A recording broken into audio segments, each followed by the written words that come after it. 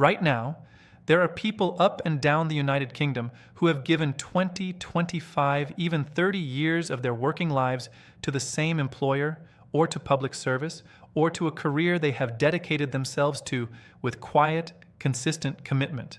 And many of them have absolutely no idea that a significant change is coming in 2027 that could put hundreds, possibly thousands of extra pounds into their pockets every single year. Some of them are approaching retirement. Some are already past it, drawing a pension they worked decades to earn. Some are still working, showing up every day, doing the job they have always done. And yet, when it comes to what they are actually entitled to receive under the new pay and compensation reforms being planned for 2027, most of them are completely in the dark. If you are a senior worker in the UK, if you have 20 or more years of service behind you in any sector, or if you are retired and receiving a pension linked to your employment record, then stay with me. Because what I'm about to walk you through today could genuinely change your financial picture in a way you were not expecting. Today, we are talking about the proposed 16% pay rise for 2027, who it applies to, what it actually means in real terms, how long-term employees and seniors stand to benefit, and what steps you can take right now to make sure you are not left behind when the changes come into effect. This is not a rumor. This is not speculation pulled from a tabloid headline. These are real policy discussions and real proposals that are working their way through government and across sectors right now. And the people who prepare for them early will always be better off than those who wait and wonder. Let's start at the beginning because there is a lot of noise online about pay rises and compensation reforms, and it is very easy to confuse different announcements and different groups of workers. So let us be clear about what we are actually talking about. The 16% pay rise being discussed for 2027 is not a blanket increase handed to every worker in the country on the same day. What it refers to is a combination of policy-driven uplifts affecting specific groups, primarily public sector workers, long-serving employees, and those in roles that have historically seen their pay fall behind inflation over an extended period. For workers with 20 or more years of service, there is a specific argument being made, both by unions and by independent pay review bodies, that their compensation has not kept pace with the cost of living across their careers, and that a meaningful correction is both overdue and necessary. The 16% figure itself comes from the cumulative gap analysis carried out by pay review bodies looking at sectors including the NHS, education, civil service, local government, and emergency services. When you compare what workers in these sectors were earning a decade ago in real terms, that is, adjusted for inflation, against what they are earning today, many long-serving employees are actually worse off in purchasing power than they were years ago, even though the number on their payslip may have gone up. That gap, that erosion of real terms pay, is what the 16% is intended to address. It is a catch-up figure, a correction, and for the people it applies to, it is substantial. Now, let us talk about who this actually affects, because this is where a lot of people switch off thinking it does not apply to them, and then discover later that it did. The most directly affected group is long-serving public sector workers. If you have worked for the NHS as a nurse, a porter, an administrator, a technician for 20 or more years, your pay trajectory over that period almost certainly includes years of pay freezes, below inflation increases, and real terms cuts that quietly reduced what your wage was actually worth. The proposed 2027 uplift is specifically aimed at addressing this for the people who stayed, for the people who did not leave, who did not move to the private sector, who did not take early retirement when things got hard. The loyalty penalty, as some commentators have called it, is what these reforms are designed to fix. The same applies to teachers, to council workers, to civil servants, to prison officers, to firefighters, and to a range of other public sector roles where long service has historically been rewarded more with a pension than with a meaningful pay progression. If you are in any of these groups and you have more than 20 years behind you, you need to be paying close attention to what comes out of the 2027 pay review process. But it is not only public sector workers who should be watching this closely. Private sector employers, particularly larger organizations, are increasingly under pressure from employment law proposals and trade union activity to review their long-service pay structures. The government is actively encouraging a framework where loyalty and longevity are built into pay scales more formally. That means workers in larger private companies who have given 2 decades or more of service may also find themselves in line for structured pay reviews and uplifts that they would not previously have expected. And then there is the group that is perhaps the most overlooked in all of this: retired workers whose pension entitlements are directly linked to their final salary or average salary during their working years. For people in defined benefit pension schemes, particularly in the public sector, any uplift in the pay calculations used to determine pension value can have a meaningful impact on what they receive in retirement. We will come back to this in more detail shortly because it is genuinely important and very few people are talking about it clearly. Let us also address the timing, because 2027 might sound like it is a long way off, but in terms of financial planning and preparation, it is right around the corner. Pay review bodies typically publish their recommendations many months before implementation. Unions negotiate over the summer. Announcements come in autumn, and by the time most workers hear about a change in their pay packet, the decisions have already been made without their input. The people who understand what is coming and who position themselves correctly in advance are always the ones who benefit most fully. That means right now, in 2026, is exactly the right time to be thinking about this. It is the right time to check your employment records, confirm your years of service, make sure your employer has an accurate history of your career, and understand what pay band or scale you sit on. It sounds basic, but the number of people who discover discrepancies in their service records only when it matters financially is genuinely alarming. HR departments make mistakes. Records get lost during system transitions. Pay grades get misassigned, and if there is an error in your records, the time to find it is now, not after a pay review has already been completed. Now, let us talk about what 16% actually means in pounds and pence, because that is what most people really want to know. If you are currently earning £28,000 a year, which sits around the average for many long-serving public sector workers in bands below senior management, a 16% increase would take your salary to just over £32,400. That is an increase of more than £4,000 a year.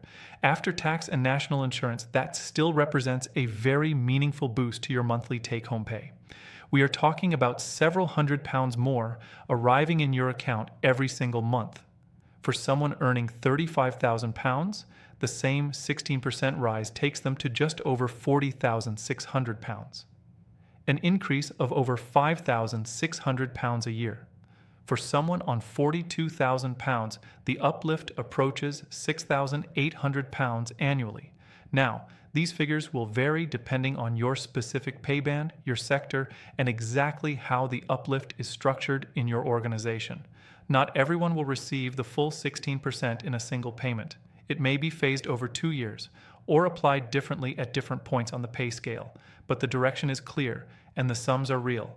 For people who have spent the better part of their working lives in service to their employer and to the public, these are not trivial numbers. Let us now talk about the pension connection, because this is where it gets particularly interesting for older workers and retirees, and where most of the mainstream coverage completely fails to connect the dots. Many long-serving public sector workers are members of defined benefit pension schemes. These are schemes where your pension is calculated based on a formula involving your salary, your years of service, and an accrual rate. The classic final salary scheme, for example, calculates your pension based on what you were earning at or near retirement, multiplied by your years of service and divided by a set accrual figure. Here is why the 2027 pay rise matters enormously for this group. If you are still working and still accruing pension benefits, a higher salary means a higher pension when you eventually retire. Every year you work at a higher pay level adds more to the pension you will draw for the rest of your life. A 16% uplift applied now does not just improve your take-home pay today. It improves your retirement income permanently. That effect compounds over time and can be worth far more than the salary increase alone when you add up the decades of higher pension payments you may receive. For people who have already retired on a defined benefit pension that was calculated using a career average or final salary methodology, the direct impact is different. Your pension has already been set. However, many public sector pension schemes include annual uprating mechanisms, and if those mechanisms are linked to pay awards or to measures of average earnings, a significant sector-wide pay increase can feed through indirectly into pension uprating as well. It is worth understanding how your specific scheme works, because the knock-on effects can be meaningful. There is another dimension to this that deserves attention, and that is the emotional and psychological side of what it means to finally be recognized after decades of service. The people most affected by these proposed reforms are not young workers just starting out. They are not people in their 30s building momentum. They are men and women in their 50s and 60s, often with adult children, with mortgages approaching the end of their term, with parents to care for, and with retirements beginning to come into sight on the horizon. For many of them, the last 10 years have been financially very difficult. The cost of living has risen sharply. Energy bills, food prices, council tax, all of it has gone up, and their pay, in real terms, has quietly gone backwards. To have a meaningful pay uplift come at this stage of their careers, to see the numbers on their payslip finally reflect the value of what they have contributed, matters in ways that go well beyond what appears on a spreadsheet. It is about dignity, it is about recognition, and it is about being able to approach the final chapter of your working life and the beginning of your retirement with a little more security than you thought you would have. Now let us talk about what you should actually do with all of this, because information without action rarely changes anything. First, confirm your years of service. Contact your HR department, your payroll team, or your pension administrator and get written confirmation of your start date, your current grade or band, and your continuous service record. If anything looks wrong, challenge it now. Do not wait. Second, understand your pay structure. Ask your employer or union representative to explain the pay scales that apply to your role and where you currently sit on them. Find out whether your organization has any plans for pay reviews in 2027 and whether you are covered by national pay agreements or local ones. The detail matters.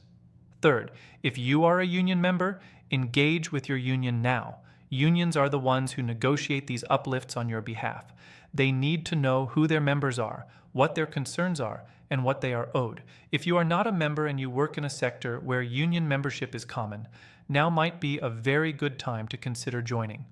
The pay outcomes that unions negotiate typically benefit members most directly.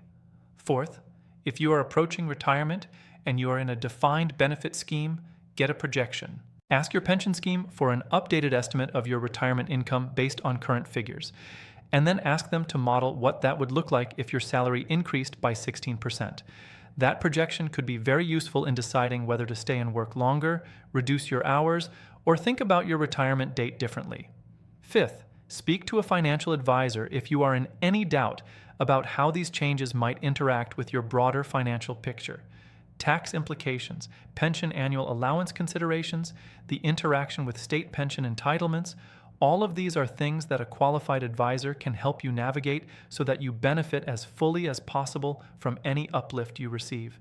Finally, let us bring this all together, because there is a simple message at the heart of everything we have covered today. If you have given 20 or more years of your working life to your career, you have earned the right to benefit from these reforms. The proposed 16% uplift being discussed for 2027 is real, it is significant, and it is specifically designed to address the financial erosion that long-serving workers have experienced over the past decade. Whether you are still in work or approaching the end of your career, whether you are drawing a pension or still building towards one, these changes have the potential to meaningfully improve your financial position, but only if you know about them, only if you understand them. And only if you take the steps now to make sure your records are correct, your position is clear, and you are ready to receive everything you are entitled to when 2027 arrives. Do not assume someone else will sort it out on your behalf. Do not assume your employer will automatically apply every uplift you are owed without any scrutiny on your part. The people who pay attention, who ask the right questions, who check their records and engage with the process, are always the ones who come out of it best. If this video has been useful to you, please share it with someone you know who has spent years in service and deserves to hear this. A colleague, a friend, a family member who has given decades to their work and may not realize what is coming. It costs nothing to share, and it could make a very real difference to someone's retirement. Subscribe to UK Pensioner Hub so that when the 2027 announcements begin to roll out, you are the first to know exactly what they mean for you. We cover everything that matters to workers and pensioners in the UK: pay, benefits, pensions, tax, and every significant change coming from government and employers. Hit subscribe, turn on notifications, and make sure you are never caught off guard. Thank you for watching. Take care of yourselves, and I will see you in the next one.